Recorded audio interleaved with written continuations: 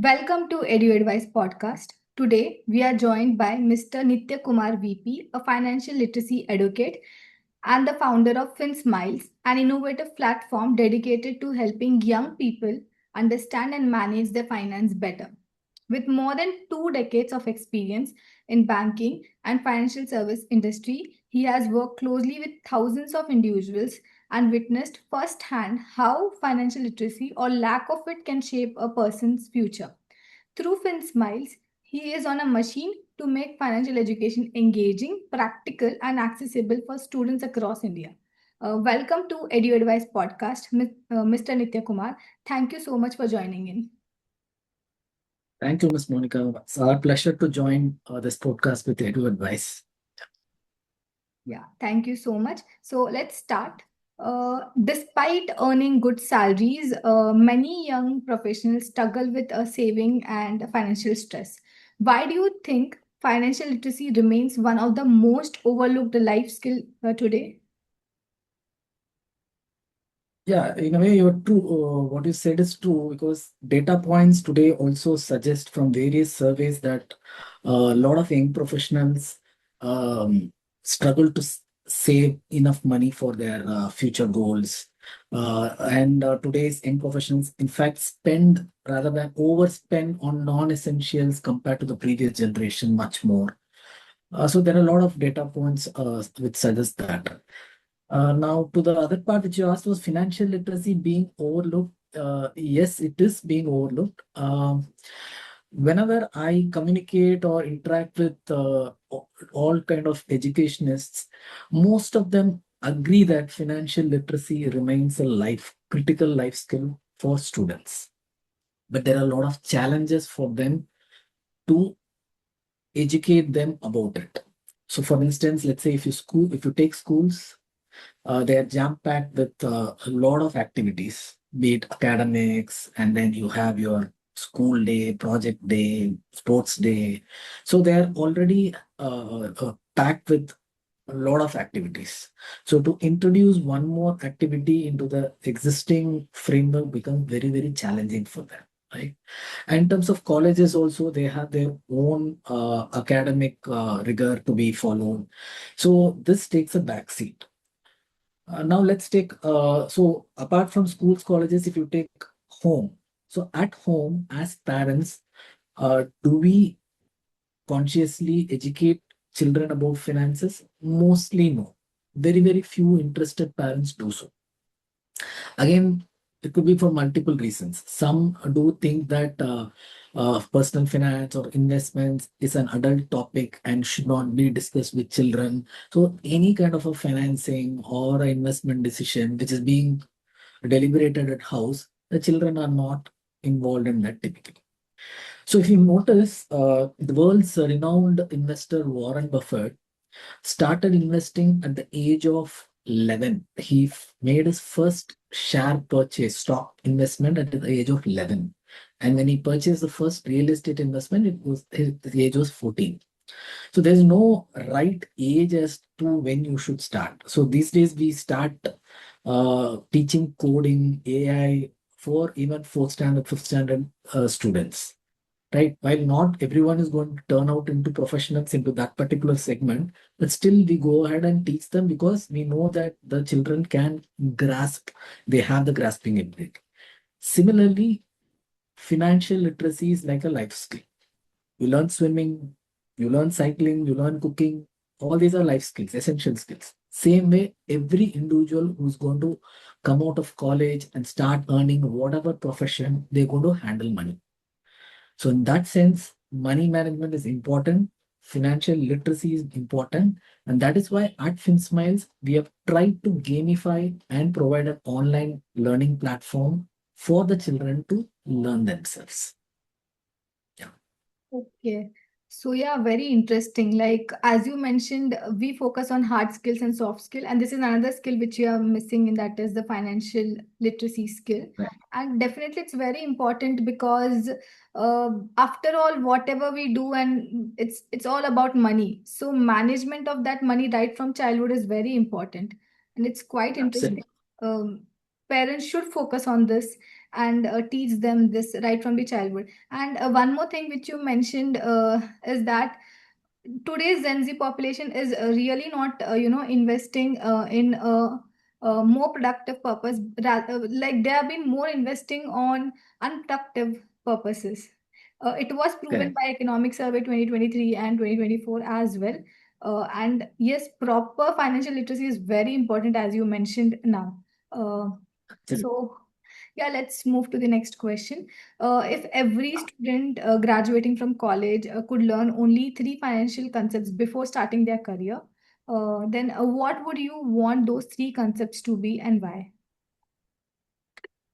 Okay, nice question. See, a lot of financial concepts everyone should know, but if you ask top three, let's divide it into different aspects of finance. So the first aspect, let's say, is on your spending part. So the first part, which they should ideally know, because as you rightly said, they are spending too much over on unproductive things or unproductive items. So the first and foremost concept which they should know is budgeting. So unless you have a proper budget in place on a day-to-day basis, on a monthly basis, on a yearly basis, you will struggle to save and then invest. So under budgeting, first and foremost, you classify your expenses into needs and wants, which generally people say that is the old theory. Yes, it's still valid.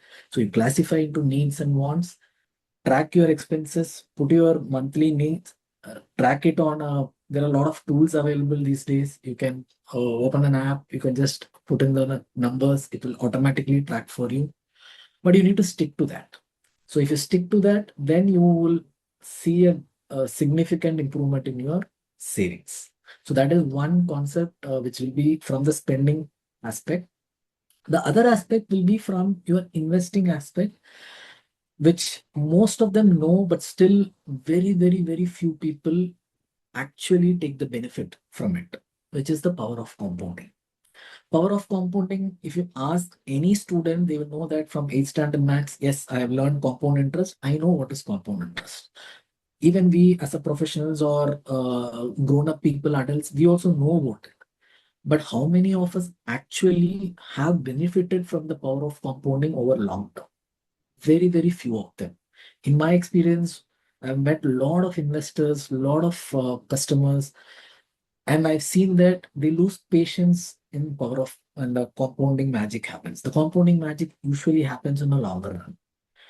So when you invest, you lose patience in, let's say, 5 years, 10 years, my money is not growing that much, and then you try to exit. So so for power of compounding to work properly, one, you need to start investing early.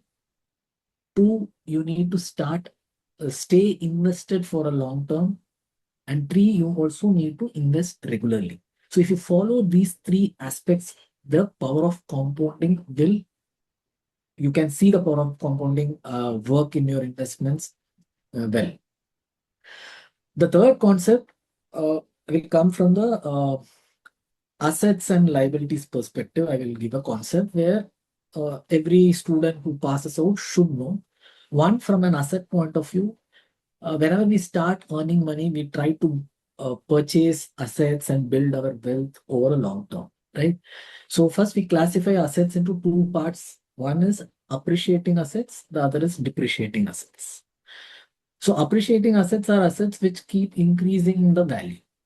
So like for example, my house, when I buy, after some point of time, the value of house increases as the demand increases.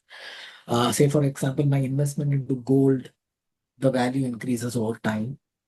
There are depreciating assets like car. If purchase a car or a vehicle, the value decreases over a time after while we use it, right? Same way, all our electronic items like your laptop, television, all these decreases. So one should know the real difference between appreciating assets and depreciating assets. And the appreciating assets only contribute more in building your wealth over long term. So focus should be given on purchasing appreciating assets first and then later depreciating assets. On the same logic, side, on the loan side, if you take, again, you can typically fund your assets through loans. So when you take loans also, you take a loan for purchasing an appreciating asset rather than a depreciating asset. So instead, you take a home loan, which will be termed as a good loan because it helps in creating long-term wealth for you by buying an appreciating asset. You take an education loan, again, it helps in uh, getting a good degree, and then you go get a good job or set a career. So it helps in building an income and then wealth. So these are good loans which you can consider taking. On the other hand, bad loans are something like you take a loan for buying a car, buying a laptop, buying a mobile phone. So these are, it takes two hits. One, you pay interest also. Second, the value of the asset also keeps coming down. So you're nowhere building wealth there. At least in appreciating assets, you still pay interest, but the value of your investment or asset also keeps going up. So these are broadly three financial concepts one should know in terms of: one is budgeting, needs versus wants; two, power of compounding; and three will be your depreciating versus appreciating asset, and good loan versus bad.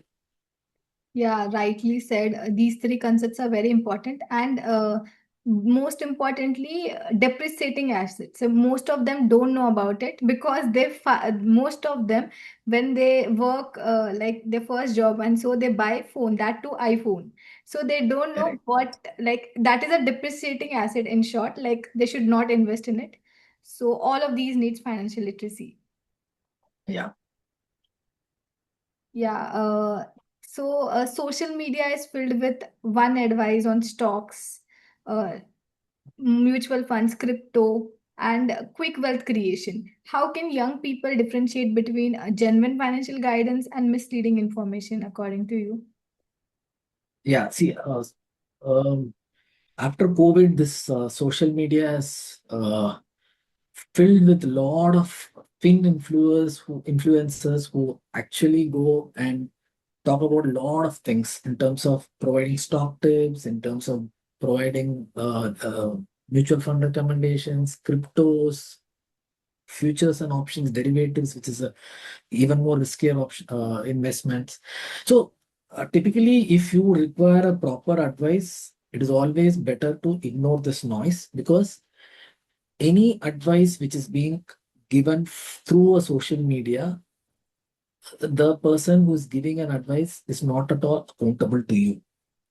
Let's say if a person A is giving you an advice that stock A is going to increase by 200% in next 1 year, invest. If he gives an advice, let's say you go and buy it, and it does not give the return, rather it decreases by 50%. Now you cannot go and ask the person that you have, based on your recommendation, I have invested, compensate the loss. You cannot ask because they are not at all accountable. So having said that, there are quite a few people in social media also who mislead investors, having a hidden agenda. Like, for example, they might have purchased the stock sometime back at a lower value, and now they might give this advice. So let's say they have bought it at 50 rupees. Now the stock is at 70 rupees, and they give the advice that this is going to shoot up to 150 rupees. And let's say everybody buys because of the demand, the price increases again. So the price moves up to 90, 95. He had bought it at 50, so he will exit happily with profits. Now, when he exits the bulk amount, the stock price, the supply, I mean, the demand also falls. Then afterwards, the stock price keeps going down. Now, you cannot question him now. So it is always better that unsolicited advice, anything comes from your social media, never fall for it. If at all you need a proper advice or guidance, it is always better you hire a financial advisor or an investment advisor, pay the person, they might ask you for fees, pay them, then they will be accountable to you. Right. So once they are accountable, then they will give you a proper advice. There are very, very few people who operate that way, and you can reach out to them. There is a Securities Exchange of Board of India, SEBI, which has a investment advisors list also, which is available in their website. So you can go and check who are all authorized to give investment advice, and you can hire one of them. That is always better to do rather than fall for it. But if you are wanting to follow social media, there are a lot of channels, lot of handles which provide genuine financial knowledge. You can take that and gain your knowledge, acquire knowledge, but not specifically tips to buy or stock advices like that. Yeah, so acquiring knowledge would be fine, but advice should be taken from those who are accountable. Absolutely. Yeah. So many students believe that investing in something, they can think about it later in life. So how important is it to start understanding money and investing at a very early stage, even with small amount? Right. In fact, yesterday only I shared a small story on LinkedIn about this exact question which you asked also. So that story goes about like this: like there are two persons, John and I think some Dave. John and Dave were there, and both studied together. Both were very close friends. They got married in the same year, and they both were blessed with a girl child on the same year. So this is how the story pans. Uh, and both of them discussed about the future for the future education of the girl child. Now they arrived at an amount that okay, they might require 75 lakh, maybe around 75 lakh after 18 years. Now they have 18 years with them. So what did John do? John wanted to start immediately. So he went and met a financial advisor. They worked out how much is required. The approximate amount roughly came to 10,500 per month. And he started happily investing into a mutual fund SIP, 10,500 per month. Whereas Dave thought he has 18 years of time. Like what you said, many young professionals do think like that. Right? So there is so much of time left in life. Let me first spend, let me go around the world, let me buy a lot of things. Later we will look at investments. 18 years is there. So years passed away, almost at the 10th birthday of the child. That is when he realized, okay, there's only 8 more years left. It's high time he starts investing. So now he goes and meets a financial advisor and tries to do an estimation of how much he needs to invest for the same, to accumulate the same amount. Now he gets a shock. Now he needs to invest close to 48,000 per month to achieve the same 75 lakh. Now imagine John had invested only 10,500 per month to accumulate the same amount in 18 years, but they've had to invest 48,000 per month, even though it is for 8 years. If you do the calculation, it is almost 23 lakh more amount he has to invest than what John did. Now that is the cost of delaying your investment. So whenever you delay anything, this is going to cost you because, as I earlier said, the power of compounding will work over a long term, which means that if you start investing early, then you invest smaller amount and still you can accumulate a good corpus. And many people say that I don't have enough saving to start off because I just started earning. It's completely okay. You start whatever is possible. Even if it's possible to save only 1,000 rupees per month, it's okay. You go ahead, but start investing. Once you start investing, and as your income goes up, moves up, when you through your career, you keep topping up the amount, investment amount, then you will see the real growth of your investments. If you delay, then there's a cost attached to it. Yes, sir. So, like, I hope the audience will understand they should start investing at the earlier stage now, with the example which you shared. So, through FinSmiles, you have introduced a glamified approach to financial education. So, why do you think traditional methods often fail to teach personal financial effectively, and how can learning be made more engaging? Okay. See, traditional methods is like, I mean, there are a lot of students are today burdened with academics already. Okay. So if you go and talk to them or teach them about finance, like a subject, school subject or a college subject, then they might find it boring. Because let's say if at least I'm a commerce student, then at least I may appreciate, I must show some interest. But if I have a science engineering student or science background student, I may not even understand, and I might sound boring to me. And that is where activity oriented or a game oriented approach will always help youngsters to understand finances better. So that is what we believe in. And so, in fact, as you said, in FinSmiles, what we do, we have an online platform where the students will be part of they will be formed as a group. Okay. So they not only learn the concepts through videos, they also practice investing with virtual money. And that will be part of a competition among the group. So let's say I have a group of 50 people in a class, and all 50 are part of the group. And casually, they can, over a lunch break, they can discuss about these investments. Today, I purchased, let's say, ICICI mutual fund. Today, I read about Infosys, I mean, getting into the space, and IT stocks are falling. So I did not invest into IT stocks. So these kind of small, healthy discussions might come up, and they might start, in fact, learning more about personal finance at that particular age itself. Investing with virtual money gives them an excitement. Two, again, it is a competition amongst themselves. So that also gives them a game approach. So these things, small things which we do, will help them. And two, when we do offline sessions also, we do a lot of activities to help them understand how to save, how to budget, or for that matter, when we discussed about appreciating asset, depreciating asset, we also do an activity about that to help them understand the differences between these two. And then we also have an investing game where people get involved into real-time investing and then learn. So a theory combined with practice and a gamified approach will definitely help uh, youngsters to learn personal finance better. Okay, so you are not just focusing on Gyan, but also helping them to ensure with a practical approach, with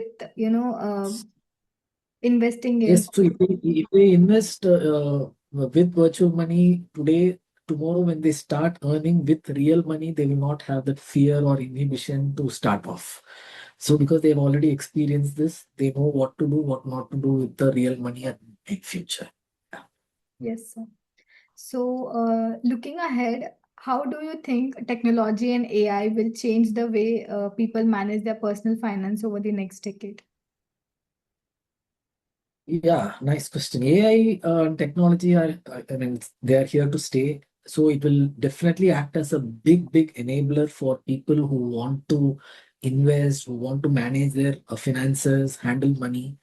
And as I earlier said, there are a lot of tools for various purposes. One, for spending perspective, you have a lot of tools with which you can budget, use for budgeting, use for expense tracking, bill payments, automatic bill payments. So all these things help already in your spending part. Now, from the investment point of view, robo advisory is gradually shaping up and taking over the entire investing gamut also. So, robo advisory is nothing but you have a set rules, okay, and you set the rules accordingly in the platform, and system will automatically do the investing decision on your behalf, even if you are not there on the screen. So, let me give you an example. Let's say I have invested into shares and mutual funds, which are considered to be risky assets. So I have invested more into it. So I feel that once the value of investments go up by 15% or 20%, I put in a rule saying that book some profit and shift it to a fixed deposit, for instance. So these are some rules which I can set.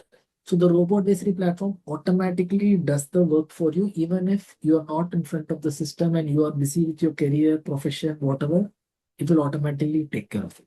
So in that sense, technology is going to help you big time in your personal finance.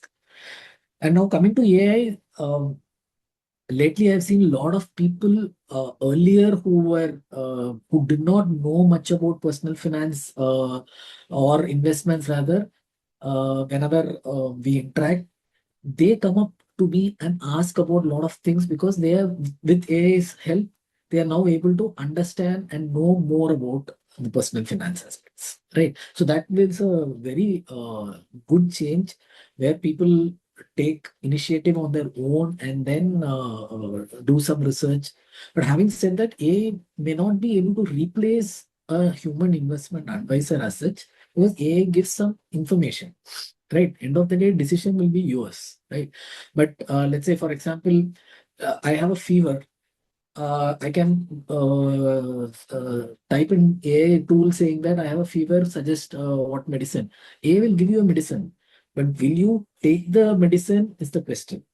Most of us will be comfortable going to a doctor, visiting a doctor, and getting it diagnosed, and then getting a prescription. That is what generally people do. Similarly, for personal finance also, it is always better to go to a personal human advisor and get your doubts clear and the investment plan ratified. AI will definitely be an enabler to help you in that. Yeah, as rightly we discussed before as well. So we should depend on those who would be accountable for whatever we are investing. Yeah, AI will definitely Yes. automate everything. Like it will reduce our work, but it won't take accountability where it will, suggest us to In, it. in the AI itself, they will clearly give a disclaimer stating that please consult your financial advisor for everything. These are all based on information only. So that is true. Yeah. Yes, sir. So if you could give one financial habit to every student and young professional listening today, a habit that could significantly improve their future financial well-being, then what it would be, sir? Okay. So earlier we discussed about some financial concepts which students can learn. So out of that one concept, I'll give you one habit which can uh, actually change their way they look at. It's simply nothing but your needs versus wants. Okay. So before even going to purchase anything, so for instance, like you rightly said, a lot of young professionals from their first salary go and buy an iPhone. So before you go and take a purchasing decision, pause for a few minutes. Just ask yourself a question. Do I need this product or a service now? Can I manage my life without it currently? Ask yourself honestly and try and answer yourself honestly.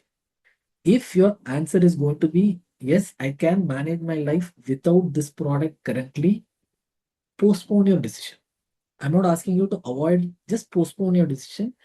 So, whatever money you had to buy this product, instead of buying it, you just invest.